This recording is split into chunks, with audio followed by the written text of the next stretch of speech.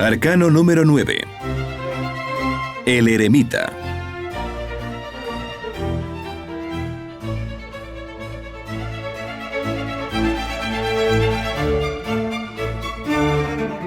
Descripción de la lámina. En este arcano encontramos en las aguas de la vida una luna que sube. En la parte media, un anciano ermitaño en actitud de avanzar sosteniendo en su mano izquierda la lámpara que le señala el camino. Es la lámpara de Hermes, la sabiduría. Con su mano derecha se apoya en el bastón de los patriarcas, que representa la columna espinal con sus 7 iglesias. El ermitaño, prudente y sabio, está envuelto en el manto protector de Apolonio, que simboliza la prudencia. Detrás de él se encuentra la palma de la victoria. En la parte superior, un sol que alumbra con 3 rayos, indicando las 3 fuerzas primarias, baja a unirse con la luna. La luna sube y el sol baja, lo que indica que necesitamos transformar la luna en sol por medio de la transmutación, convertir con el arcano AZF los cuerpos lunares en solares. El arcano número 9 indica claramente las 9 esferas de los infiernos atómicos de la naturaleza y las 9 esferas de los 9 cielos. Este arcano también señala los 9 planetas representados en las 9 esferas del planeta Tierra. El iniciado tiene que bajar a las 9 esferas sumergidas para después ganarse los 9 cielos correspondientes a cada planeta. Significado esotérico del arcano. El arcano número 9 es el ermitaño, la soledad. Este arcano en forma más elevada es la 9ª esfera, el sexo. El descenso a la 9ª esfera era en los templos antiguos la prueba máxima para la suprema dignidad del hierofante. Hermes, Buda, Jesucristo, Zoroastro, Dante, etc., y muchos otros grandes iniciados tuvieron que pasar por la prueba máxima, bajar a la 9ª esfera para trabajar con el fuego y el agua, origen de mundos, bestias, hombres y dioses. Toda auténtica iniciación blanca comienza por allí. En la 9ª esfera o 9º estrato de la Tierra, en el centro de la Tierra, en el corazón mismo de la Tierra, se halla resplandeciente el signo del infinito. Este signo tiene la forma de un 8. El signo del infinito es el santo 8. En este signo se hallan representados el corazón, el cerebro y el sexo del genio de la Tierra. El nombre secreto de este genio es Changam. El Zohar nos advierte enfáticamente de que en el fondo del abismo vive el Adán protoplastos, el principio diferenciador de las almas. Con ese principio tenemos que disputarnos en lucha a muerte. La lucha es terrible, cerebro contra sexo y sexo contra cerebro. Y lo que es más terrible y lo que es más doloroso es aquello de corazón contra corazón. Es obvio que todas las fuerzas giran sobre la base del santo 8 en los seres humanos. Aquel que quiera entrar a la ciudad de las 9 puertas mencionada en el Bhagavad Gita debe resolverse a bajar a la fragua encendida de Vulcano. En el organismo humano, la 9ª esfera es el sexo. El que quiera autorrealizarse tiene que descender a la 9ª esfera a trabajar con el agua y el fuego para llegar al nacimiento segundo. En la 9ª esfera se halla la fragua encendida de Vulcano, el sexo. Allí baja Marte para retemplar su espada flamígera y conquistar el corazón de Venus, la iniciación venusta. Hércules para limpiar los establos de Augias, los bajos fondos animales. Perseo para cortar la cabeza de la medusa. El yo psicológico o Adán terrenal con su espada flamígera. Y esa cabeza sembrada de serpientes, el estudiante esotérico tiene que entregarla a Minerva, la diosa de la sabiduría. 9 meses permanece el feto dentro del vientre materno y 9 edades son necesarias para el vientre de Rea, Tonantzin, Cibeles, o sea la madre natura, para que nazca una humanidad planetaria. Así también es obvio que hay que descender a la 9ª esfera para poder gestarse y lograr ese nacimiento segundo. Jesús le dijo a Nicodemus: «Es necesario que nazcas de nuevo para que puedas entrar en el reino de los cielos». Juan 3, 1-15. Esto quiere decir fabricar los cuerpos solares. Nadie puede entrar en el reino si va vestido con harapos lunares. Hay que fabricar los cuerpos solares y eso solamente se logra transmutando la energía creadora. En la teogonía egipcia están representados esos cuerpos solares con el Saú egipcio. Nadie tiene derecho a sentarse a la mesa de los ángeles si no está vestido con los cuerpos solares. Tenemos que fabricar el Tosoma Eliacón, el cuerpo de oro del hombre solar. Escrito está que angosto es el camino que conduce a la luz. El que quiera seguir el camino, niéguese a sí mismo, tome su cruz y sígame. Los 3 factores de la revolución de la conciencia: morir, nacer y sacrificio. El que quiera autorrealizarse debe estar dispuesto a renunciar a todo: riqueza, honores, paz, prestigio. Debe dar su misma sangre. Debe tener un centro de gravedad, un centro de conciencia permanente. Todos los seres humanos no somos más que máquinas manejadas por nuestros yoes. El ego es plural. Estamos colocados en una situación desventajosa. Esto significa superesfuerzos y matar al yo. Ese ego es el Mefistófeles. Es la raíz de todos nuestros sufrimientos, dolores. Vive en función de su propio condicionamiento. Debemos reducirla a polvareda cósmica para tener una conciencia despierta, para poder ver la senda. Por saber se entiende ver, oír y palpar las grandes realidades. Hay necesidad de entender lo que significa el fondo del abismo.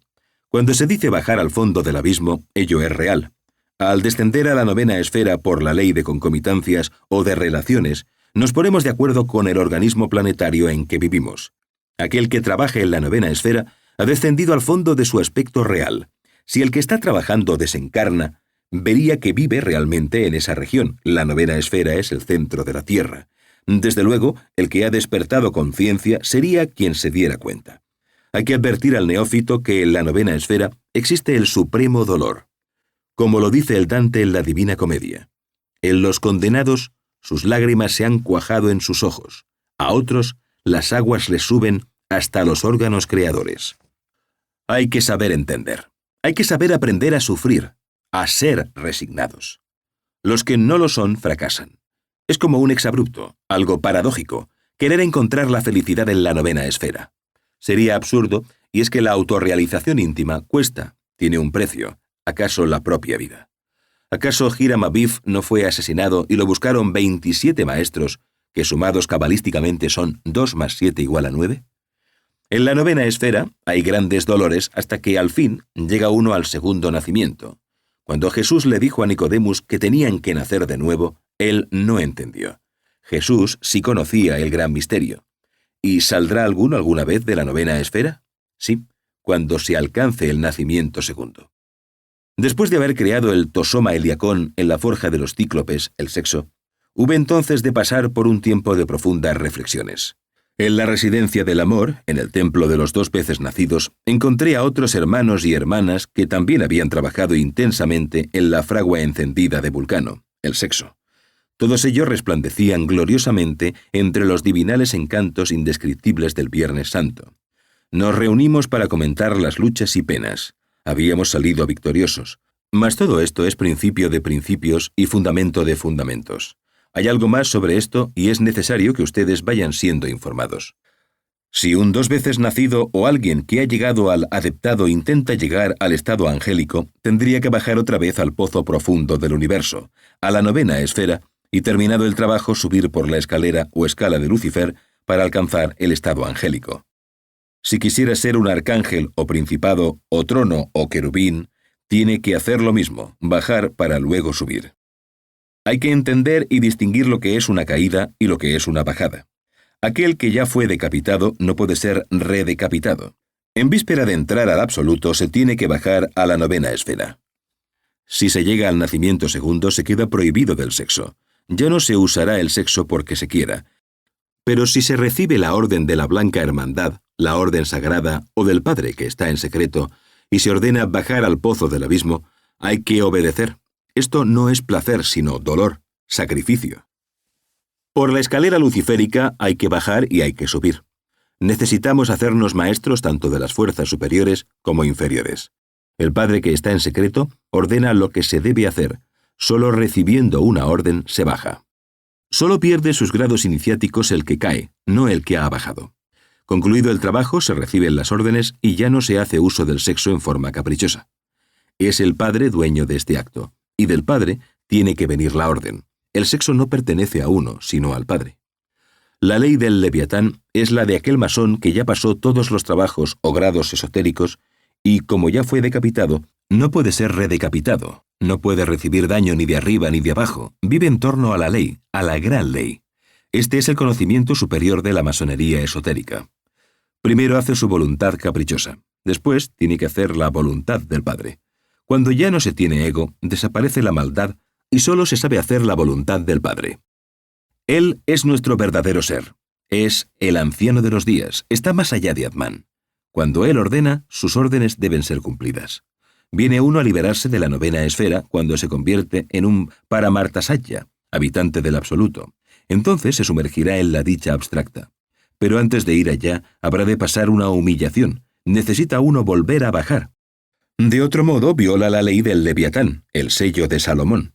En el Apocalipsis de la Santa Biblia también encontramos los misterios de la novena esfera. Y oí el número de los sellados, 144.000 sellados de todas las tribus de los hijos de Israel. Apocalipsis 7:4. Sumando cabalísticamente los números entre sí, tendremos el número 9. 1 más 4 más 4 es igual a 9. 9 es la novena esfera, el sexo. Solo serán salvos los que hayan llegado a la castidad absoluta. Después miré, y he aquí el Cordero, estaba en pie sobre el monte Sión, y con él 144.000 que tenían el nombre de él y el de su padre escrito en la frente. Apocalipsis 14, 1-5. El monte de Sión son los montes superiores. Las cifras son cantidad simbólica y cabalísticamente se descomponen así. 1 más 4 más 4 es igual a 9, el sexo. Solo con el gran arcano podemos ser salvos y recibir el nombre del Padre en la frente. El pueblo es Sión, es el pueblo espiritual de Dios. Este pueblo está formado por todos aquellos que practican magia sexual, pueblo de castidad. Referente a la Nueva Jerusalén, dice: «Y midió su muro, 144 codos de medida de hombre, la cual es de ángel». Apocalipsis 21, 17. 144 es igual a 1 más 4 más 4 igual a 9. El sexo. El 9 es medida de hombre, la cual es de ángel. 9 meses permanecemos entre el vientre materno. Solo en la novena esfera puede nacer el Hijo del Hombre. No se ha conocido jamás ángel que no haya nacido en la novena esfera. Aquel que quiera cortar la cabeza a la medusa, al yo, debe bajar a la novena esfera. Aquel que quiera encarnar al Cristo tiene que bajar a la novena esfera. Aquel que quiera disolver el yo debe bajar a la novena esfera. La novena esfera es el Sanctum Regnum de la omnipotencia divina del tercer Logos. En la novena esfera hallamos la fragua encendida de Vulcano. Todo pichón que trabaja en la gran obra debe apoyarse en su báculo, alumbrarse con su propia lámpara y envolverse en su manto sagrado. Todo pichón debe ser prudente. Si queréis encarnar al Cristo, sed como el limón. Huid de la lujuria y del alcohol. Matad las más íntimas raíces del deseo. Abundan estudiantes esoteristas que equivocadamente afirman que hay numerosos caminos para llegar a Dios.